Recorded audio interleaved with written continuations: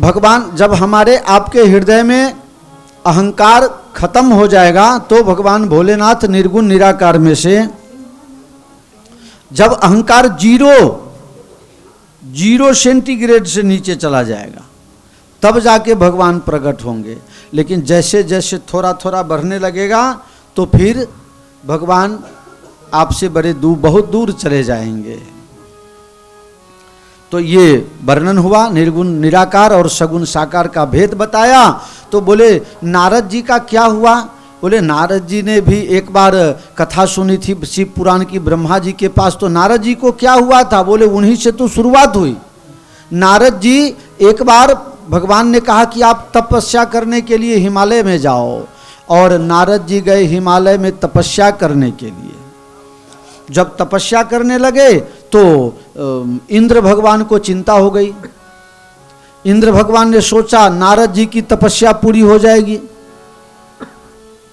भगवान आ जाएंगे, पहुंच जाएंगे। बोले नारद जी आपको क्या चाहिए? अगर नारद जी कह देंगे हमको इंद्रासन चाहिए, तो इंद्र ने सोचा ये तो हमारा काम बिगड़ जाएगा, हमारी गद्दी चली जाएगी। इंद्र ने कामदेव को प्रेरणा किया। इंद्र ने कामदेव को प्रेरणा किया, कामदेव आप जाइए, आप हमारे मित्र हैं, मित्र के काम में आना चाहिए, तो नारद जी की तपस्या भंग कराइए। अब कामदेव का निर्माण किया ब्रह्मा जी ने। तो इस कथा को थोड़ा छेपक से जोड़ करके आपको बता दूं। कामदेव का निर्माण ब्रह्मा जी ने किया। कामदेव ने पूछा हमारा काम क्या है? बोले तुम्हारा काम है सबके हृदय में घुस जाना और उसके अंदर में वासना का आग लगा देना। अच्छा मेरे में ये ताकत है? बोले हाँ, लो ये तुम्हारा 5 बाण दे दिया। और अब उसने सोचा कामदेव ने कि मुझे वरदान तो मिल गया, ये मुझे मालूम है, लेकिन ये असर करता है कि नहीं करता है वो भी तो जानना चाहिए। उसने बाण चला दिया ब्रह्मा जी के ऊपर।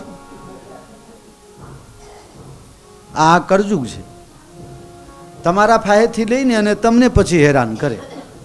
અત્યારે દુનિયામાં બહુ ભસ્માસુર બધી ગયા છે। ब्रह्मा जी के ऊपर ही बाण चला दिया। अब ब्रह्मा जी की एक बेटी थी,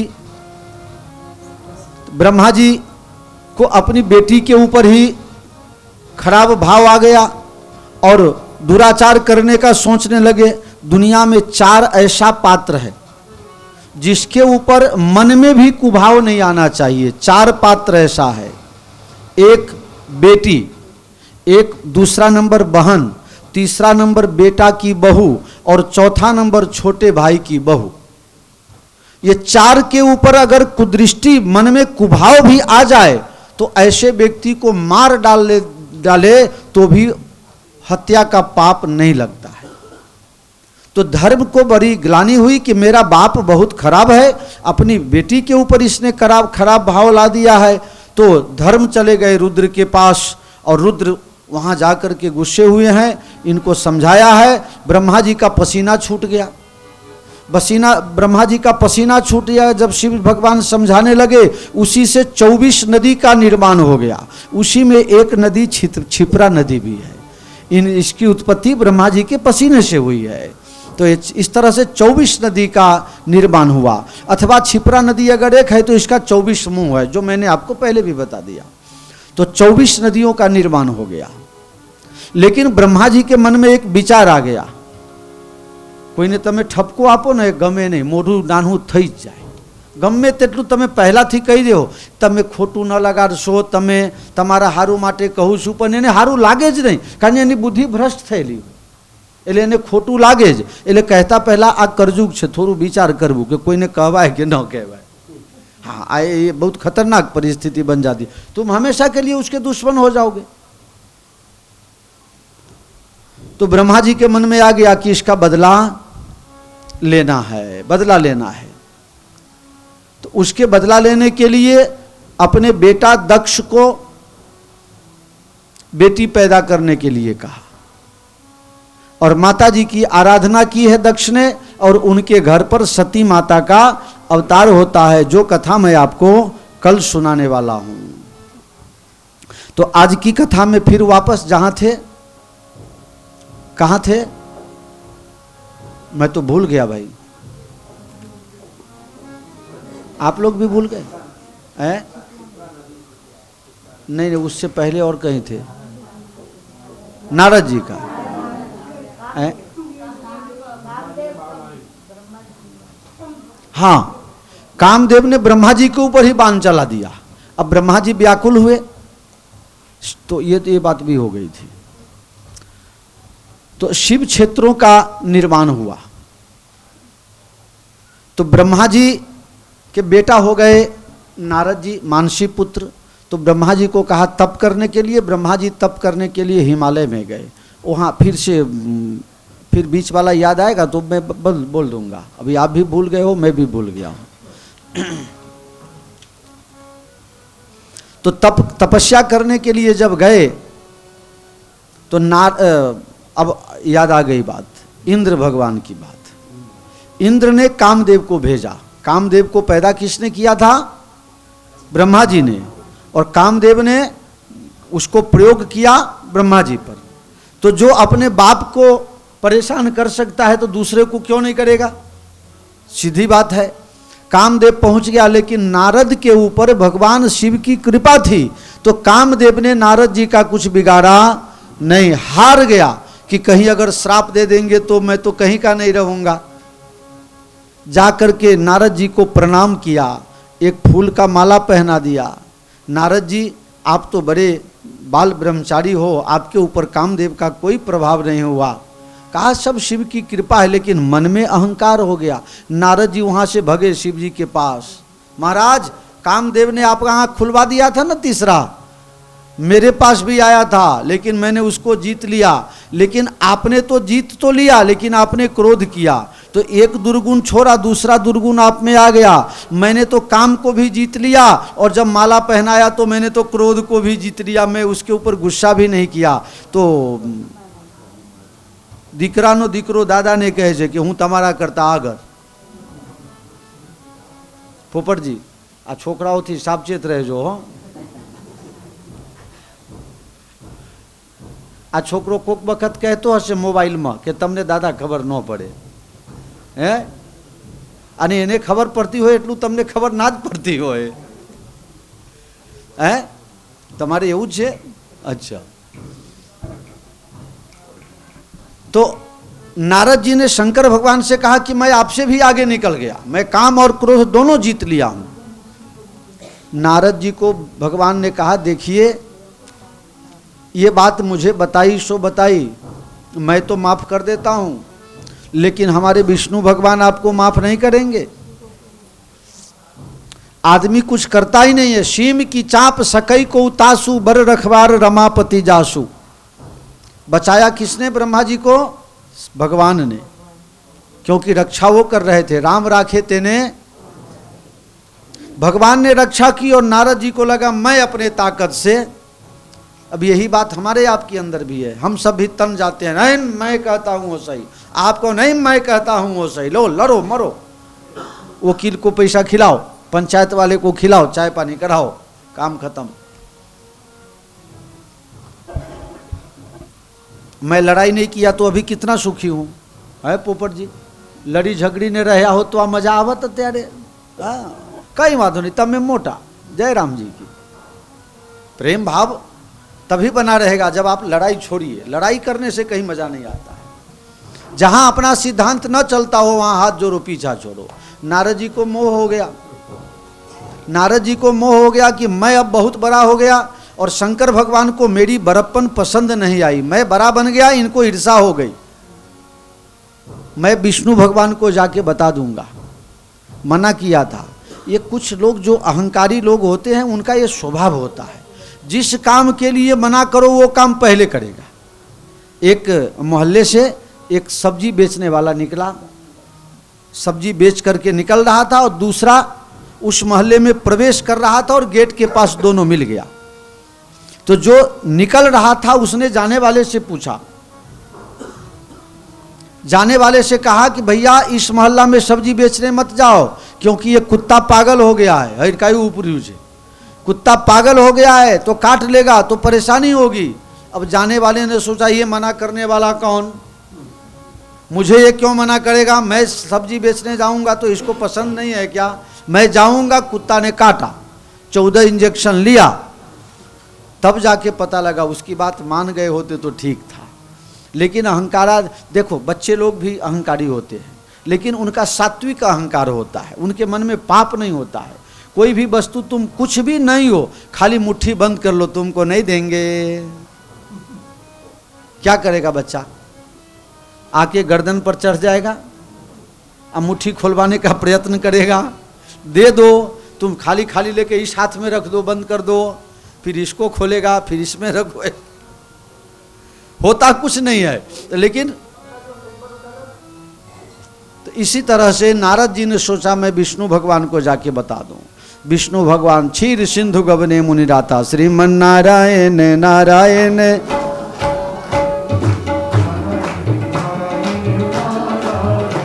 तो नारद जी भगवान के पास गए, भगवान ने मना किया था, शंकर भगवान ने मना किया था, फिर भी विष्णु भगवान ने पूछा, आइए आइए महाराज, बहुत दिनों के बाद आपका दर्शन हुआ, कहाँ गए थे, कहीं अमेरिका का वीजा तो नहीं लग गया।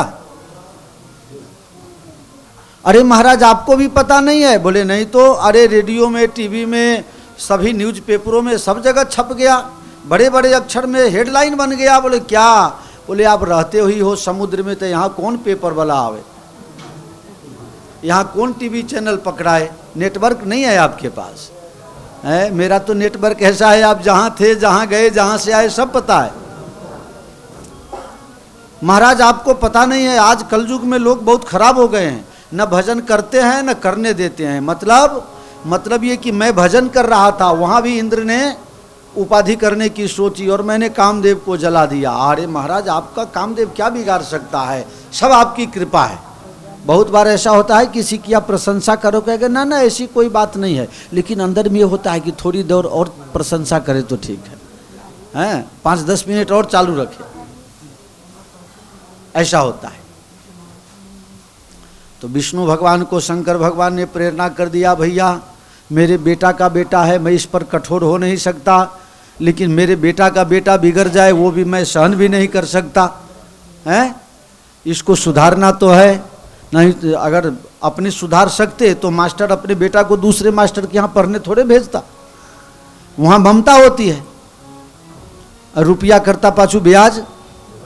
हाँ, छोकरा ने तमें गांठता हो ना, छोकरा नो छोकरो तमने नहीं गांठता हो, आज इतनु बधु हो। नारद जी को जरा अच्छा से शिक्षा दे देना। विष्णु भगवान ने कहा आप जो कहिए वही कर दे, बोले इसका भूत उतर जाए ऐसा कुछ करो। 100 योजन विस्तार, 100 योजन का नगर बना दिया। जब नारद जी गए तो कुछ नहीं था, वापिस लौटे तो इतनी देर में कहाँ से बन गया। विष्णु भगवान की माया थी, वैष्णवी माया से शील निधि नाम का राजा, और वहाँ पे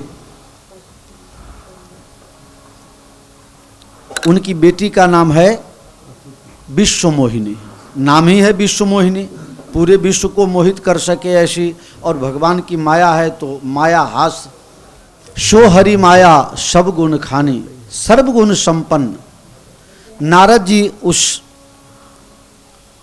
नगर में प्रवेश किए, नगर के राजा ने उनका बड़ा स्वागत किया, अपने घर पर ले जा करके और कन्या का हाथ देखने के लिए कहा। ये कथा जब से मैंने सीखा है तब से सबको कहता हूँ, किसी को हाथ मत दिखाना, हाथ काम करने के लिए, दिखाने के लिए नहीं है। अगर कोई देख जाएगा तुम्हारे हाथ में कुछ बहुत ज़्यादा पैसा वैसा लिखा होगा, धन दौलत लिखा होगा, तो नज़र नहीं लग जाएगी हाथ देखने वाले की। अच्छा मान लो तुम हाथ दिखाओ, अब जिसके हाथ ही नहीं है वो क्या दिखाएगा, उसके भी तो नसीब होते हैं। इसका मतलब है हाथ में कुछ है, क्योंकि हाथ नहीं है उसका भी नसीब है। इसका मतलब है हाथ दिखाने के लिए नहीं, हाथ काम करने के लिए। जो काम करेगा वही सुखी होगा। जो यही बरई अमर सोई होई, समर भूमि से ही जीत न कोई। इसकी शादी जिसके साथ होगी वो अमर हो जाएगा, ऐसा लिखा नहीं था। लिखा था जो अमर होगा वही इसके साथ शादी करेगा, लेकिन ब्रह्मा जी ने उल्टा पढ़ लिया, इसके साथ जो शादी करेगा वो अमर हो जाएगा, जो कभी बूढ़ा नहीं होने वाला होगा उसके साथ शादी होगी। लेकिन नारद जी ने पढ़ लिया इसके साथ शादी करेगा तो वो कभी बूढ़ा नहीं होगा।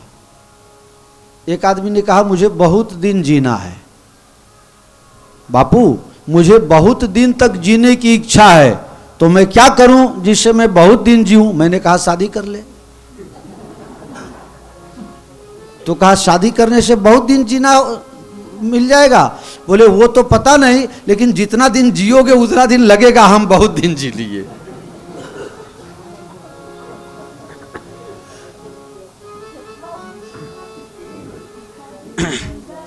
तो उल्टा पुल्टा दिख रहा है नारद जी को। अब लिखा था कि जो इससे शादी इसकी शादी उससे होगी जिससे समर भूमि में कोई जीत नहीं सकता हो। अब इन्होंने पढ़ लिया कि जो इससे शादी करेगा उसे कोई समर भूमि में जीत नहीं सकता। नारद जी ने सोचा 60,000 वर्ष की उम्र हो गई, अभी तक इतना जोग जप तप व्रत भक्ति ज्ञान सब कुछ किया, तो अब कुछ बाकी नहीं, अब एक ही बाकी है, एक बार शादी कर लो। ये लकड़ी का लड्डू खाया वो भी पछताया, नहीं खाया वो भी पछताया। तो नारद जी ने सोचा अब करे कौन, कौन हमें मदद करेगा? भगवान की भक्ति करो, हमें तो भगवान के अलावा और कोई उपाय है नहीं।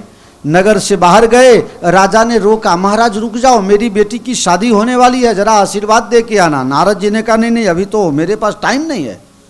आपने मानू करी है सीएम, अब मेरे पास टाइम नहीं है, मुझे तो कई जगह जाना है, पधरामनी में जबू છે ને એટલે પણ ક્યાં જાય નારદજી? બાપાનું ઘરે ક્યાંય નથી, નારદજીનું ઘર ક્યાંય ખરું? જે નારદ વૃત્તિ કરે ને એનું ઘર હોય ને તો એ જતું રહે, ધ્યાન રાખજો, કોઈનું ઘર ભગાવવામાં। नारद जी आए नगर के बाहर और बैठ गए तप करने के लिए। ओम नमः शिवाय, ओम नमः शिवाय, ओम नमः शिवाय, ओम नमः शिवाय। भगवान भोलेनाथ ने विष्णु भगवान को प्रेरणा कर दी, जाइए जाइए, आपका अब आयोजन सफल होने वाला ऐसा लगता है, जाइए जाइए। अब ऊंट आ गया पहाड़ के नीचे,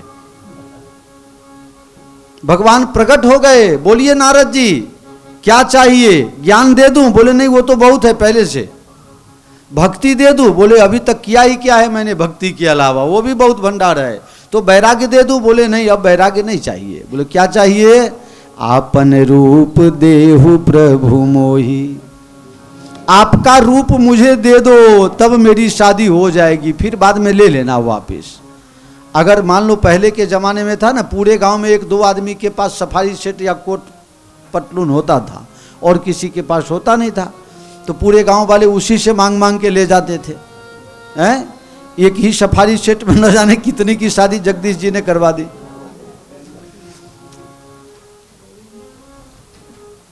अगर किसी से 2 रुपया मांग लो तो दे देगा, अगर किसी से कुछ सहयोग और मांग लो तो दे देगा, लेकिन अब रूप कौन देगा भाई? हाँ उछीनो मले तो कलोल में एक वांठा फड़े। કેટલા હશે કલોલ તાલુકામાં, ગાંધીનગર જિલ્લામાં? તા આ એકે જે હાથ પગ વાંકું હોય, કારો હોય, કાબરો હોય, આ બધાને બાકી રહે? આ બધાનું થઈ જાય, રૂપ કોઈ દારે ઉછીનું ના મળે। लेकिन नारद जी ने यही, जब आदमी के ऊपर काम क्रोध और लोभ ये तीनों में से एक अथवा तीनों अगर भूत सवार हो जाए तो फिर बाकी का कुछ दिखता नहीं है। मोहांधो नैव पश्यति, दिखना बंद हो जाता है, क्या मांगना है क्या ना मांगना है ये सब। और कहा गया है बुरो प्रेम को पंथ, बुरो भगिनी घर भाई, बुरो पेट पंपार है, सास घर बुरो जमाई, कभी गंग कहे सुनो शाह अकबर, सबसे बुरो है मांगनो। अब मांग रहे हैं, महात्मा ने मांगा तो बोले क्या दे दूं आपको? बोले आपन रूप देहु हरि मोहि, आपका हरि स्वरूप मुझे दे दो। हरि का अर्थ तीन चार प्रकार का अर्थ होता है। एक हरि मतलब आ बादरी कलर हो ने हरि कहवाय हरि, एक होता है हरण करने वाला, एक हरि का अर्थ होता है विष्णु भगवान, एक हरि का अर्थ होता है बंदर। भगवान ने कहा ठीक है आपको हरि रूप दे देता हूं। भगवान ने अरे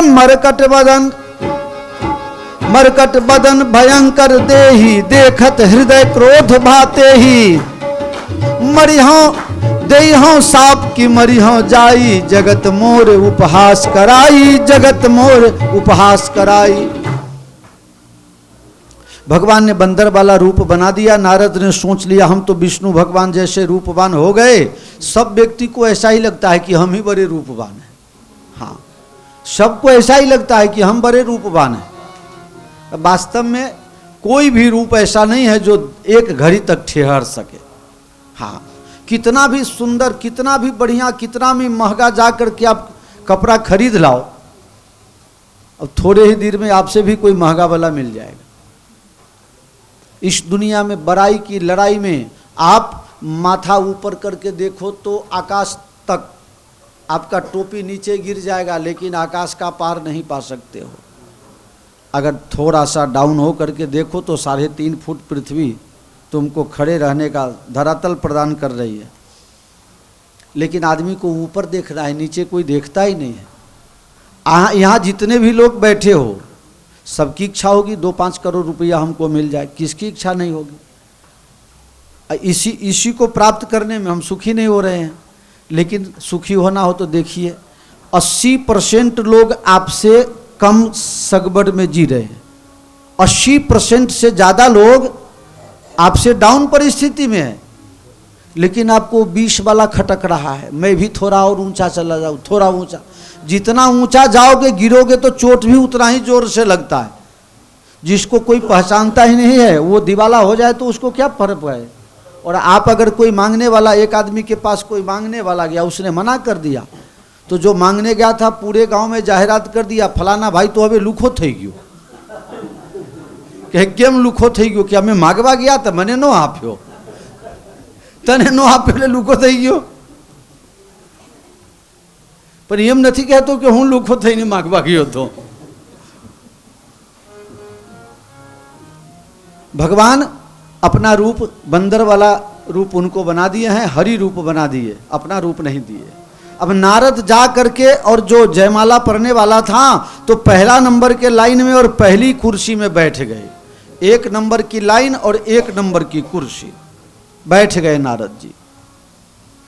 अब राजकुमारी गला हाथ में जयमाला लेकर के और सुंदर वर अपने पसंद का स्वयंवर है तो निकली। और जब ही निकली तो देखी पहला नंबर में बंदर बैठा हुआ है। बड़ा गुस्सा आया बाप के ऊपर, मेरे बाप ने मेरी क्या कीमत की। अरे राजकुमार को बुलाया वो तो ठीक है, बंदर को भी बुला लिया, मैं ऐसी हूँ। फिर मन में विचार आया, भाई सबकी इच्छा तो होती है कि भाई ऐश्वर्या राय ही मिल जाए, करिश्मा कपूर मिल जाए, लेकिन सबको जिसके कर्म में जो होता है वही मिलेगा। तो विचार करने लगी कि सब अच्छे अच्छे आस लगा के बैठे हैं, इसमें बंदर भी आस लगा के बैठा हुआ है। एक काम करो, ये बंदर वाले लाइन को छोड़ो, बंदर वाले लाइन को छोड़ करके दूसरा नंबर की लाइन में विश्व सुंदरी जो है माला लेकर के घूम रही है। 1 लाइन 2 लाइन 3 लाइन 4 लाइन घूम रही है, कोई पसंद ही नहीं आ रहा है। लेकिन नारद जी की हालत खराब। नारद जी ध्यानाकर्षक भाव कर रहे हैं। पहले के जमाने में जब बूढ़े लोग घर में आते थे तो बहुओं को सावधान करने के लिए ऐसा करते थे, ताकि बहू अपना माथा ओढ़ लेवे, सावधान हो जावे। अभी तो हम लोग जाते हैं तो पता ही नहीं चलता है कि इस घर की बहू है कि बेटी है। हाँ, पूछना पड़ता है कि हाँ दीकरी से तुम्हारी के, ना ना हमारा मोटा दीकरा ना घेर दीजिए, पर ठीक है, तो पता ही नहीं चलता है। अब नारद जी ध्यानाकर्षक अपना, मुझे आप लोगों को हंसाने के लिए नारद जी का एक गीत याद आ गया। नारद जी क्यों उतावले हो रहे थे? किशोर कुमार का गीत आप लोगों को याद है? याद हो तो गाओ, नहीं तो हम भी नहीं गाएंगे। नारद जी विचार करने लगे, ये ज्यादा बहुत सुकुमार है, बहुत कोमल है, ज्यादा घूमेगी तो थक जाएगी और गोरा रंग काला हो जाएगा। नहीं नहीं नहीं नहीं नहीं नहीं नहीं, आप लोग, मैं समझ गया आप लोग बड़े छुपे रुस्तम हो, मेरे से भी आगे पहुंच गए।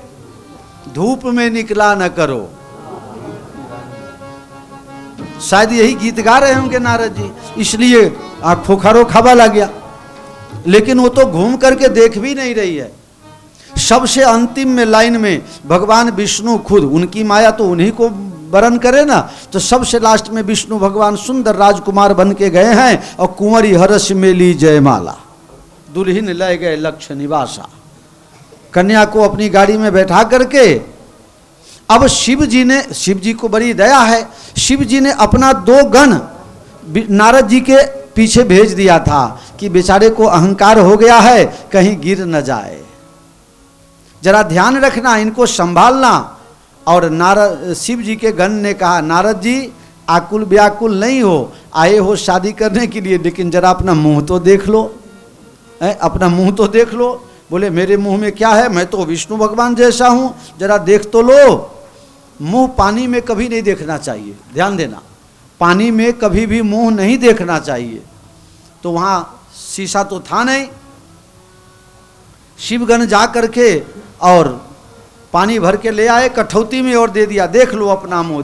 देखा, अरे मरकट बदन भयंकर देही, देखत हृदय क्रोध भाते ही, दई साप की मरी जाई, जगत मोर उपहास कराई, जगत मोर उपहास कराई।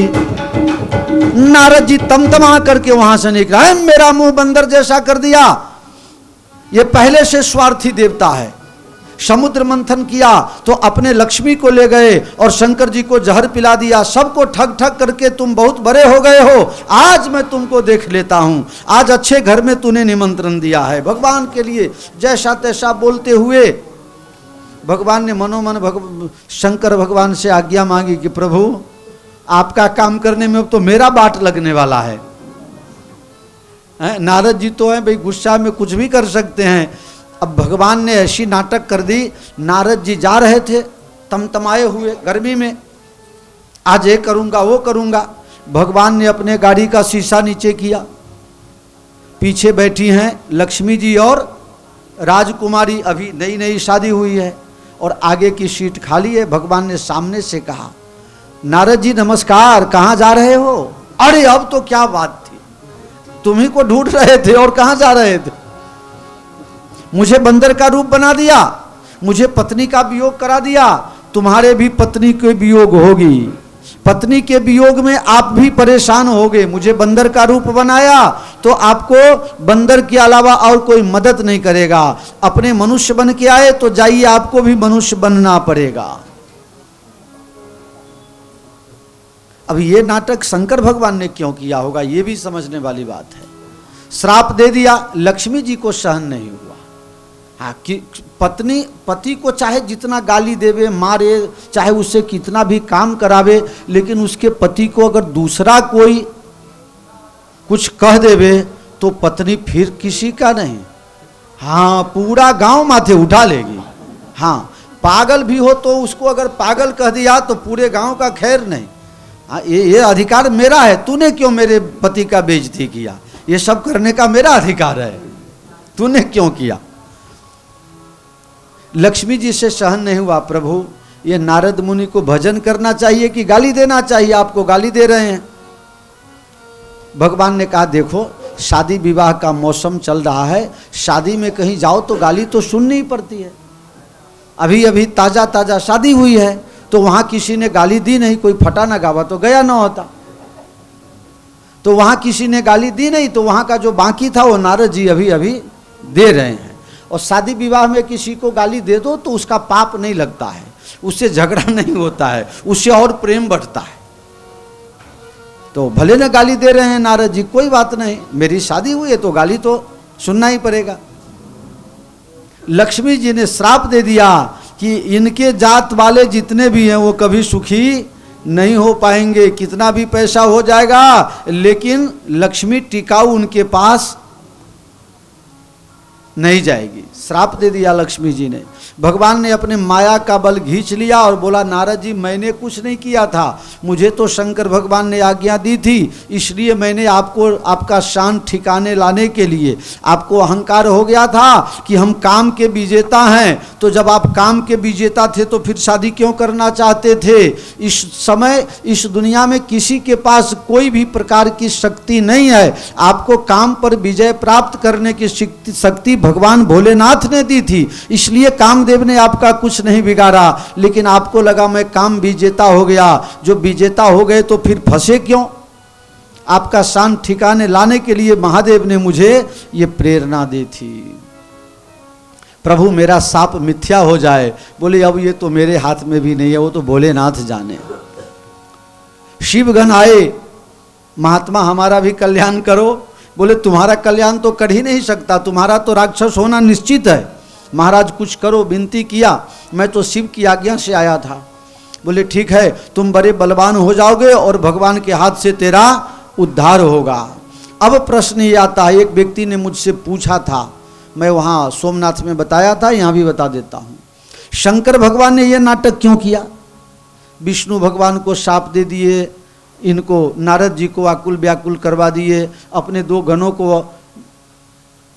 भगवान ने ये नाटक इसलिए किया कि जो रावण होगा वो कौन होगा, शिव जी का भगत होगा, चेला होगा। बेटा चेला भक्त चाहे कैसा भी हो, अपने बाप को, अपने गुरु को, अपने भगवान को प्रिय ही होता है।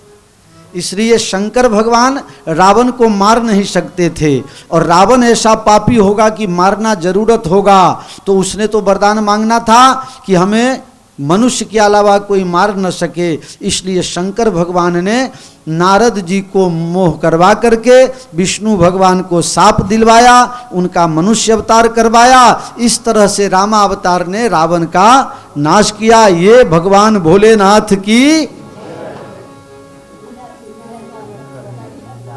आज जय बोला तो उसमें सब कुछ आ गया, कोई बात नहीं।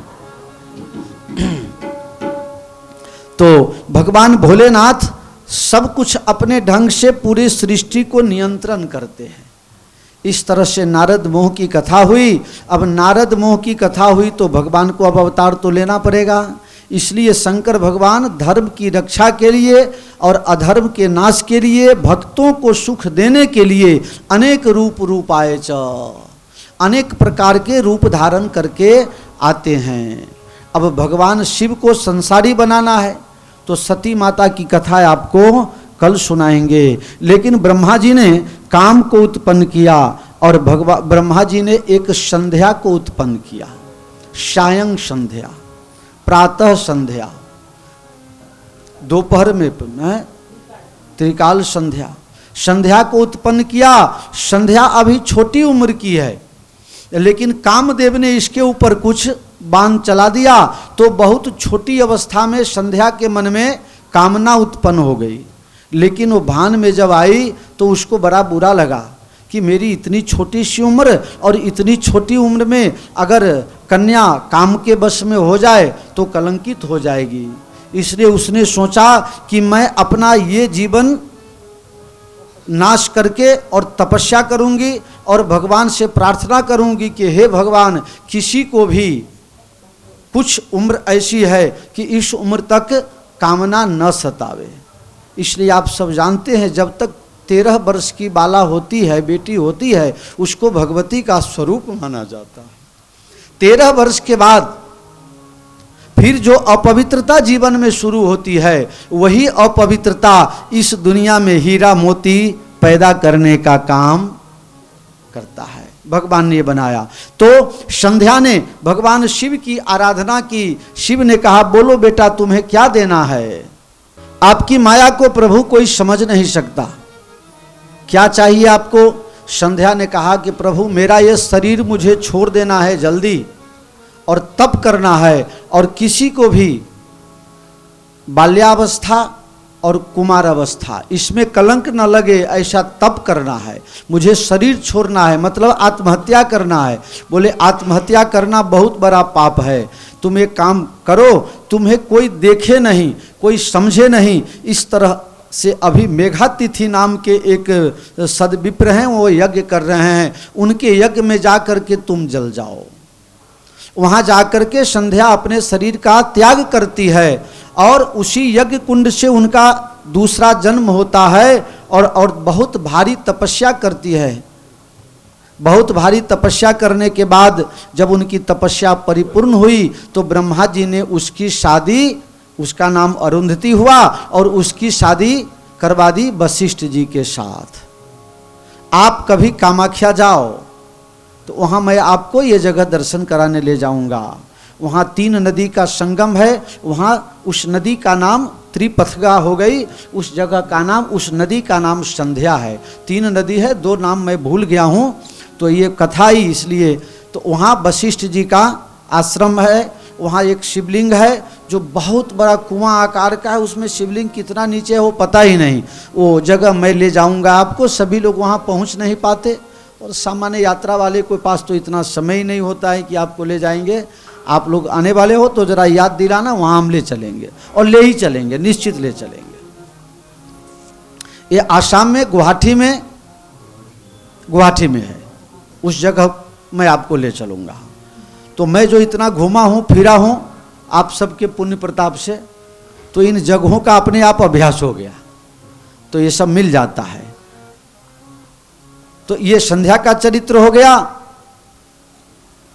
कामदेव की चरित्र कथा आपको मैंने सुना दी। अब आगे आपको जब ब्रह्मा जी का अपमान लगा, अपमान किए नहीं लेकिन लगा शिव ने मुझे क्यों कहा, तो उन्होंने सोचा कि मैं भी इनसे बदला ले लूंगा। अपने पुत्र दक्ष को कहा कि तुम ऐसी बेटी पैदा करो कि जो शिव को संसार में ला सके, शिव को मोहित कर सके। दक्ष के 27 कन्या थे, चंद्रमा के साथ शादी हुई थी, लेकिन चंद्रमा को सबसे ज़्यादा रोहिणी पसंद है, रोहिणी के साथ ज़्यादा समय व्यतीत करता है। तो सभी कन्याओं ने अपने बाप से शिकायत कर दी।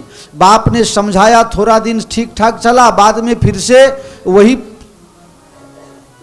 उसी तरह से चलने लगा। तो दक्ष ने श्राप दे दिया कि तुम्हें टीबी की बीमारी, क्षय रोग हो जाएगा।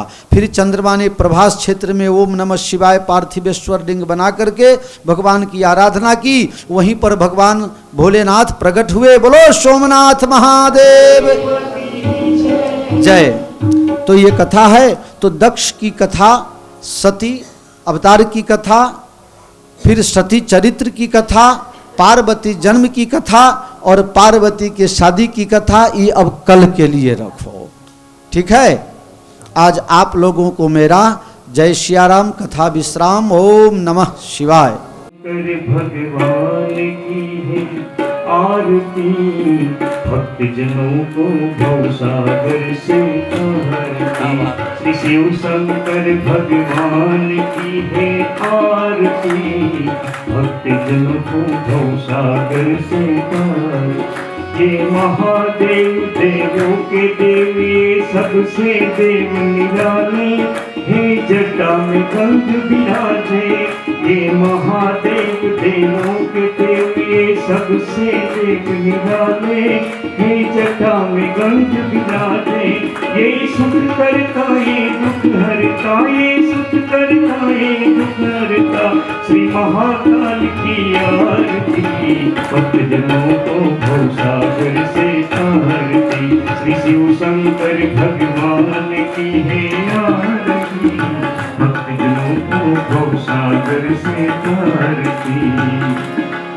ये वरदानी ओ भरदानी, पर्वत में तेरा डाले, हे नाग गले में खाले। ये वरदानी ओ भरदानी, ये वरदानी ओ भरदानी, पर्वत में तेरा डाले, हे नाग गले में खाले। शिव भंडारी शिव करतारी, शिव भंडारी शिव करतारी, श्री नीलकंठ की आरती, भक्त जनों को भवसागर से तारती। श्री शिव शंकर भगवान की है आरती, भक्त जनों को भवसागर से तारती। ये महाकाल कालों के काल, ये महाकाल कालों के काल, ये मान मान सरोवर वाले, ये पिए हैं भक्त के प्याले, ये महाकाल कालों के कालिए मान सरोवर वाले, ये पिए हैं भक्त के प्याले। कर में त्रिशूल मंदार फूल, कर में त्रिशूल मंदार फूल, श्री महाकाल की आरती, पापियों को पाप से तारती, श्री शिव शंकर भगवान की है आरती, पापियों को पाप से तारती। ये कैलासी घट घटवासी मरघट में डेरा डाले, है भस्म रवाने वाले, ये कैलासी घट घटवासी मरघट में डेरा डाले, है भस्म रवाने वाले। ये महादेव देवो देव, ये महादेव देवो देव, तांडवधारी की आरती, भक्त जनों को भवसागर से तारती, श्री शिव शंकर भगवान की है आरती, भक्त जनों को भवसागर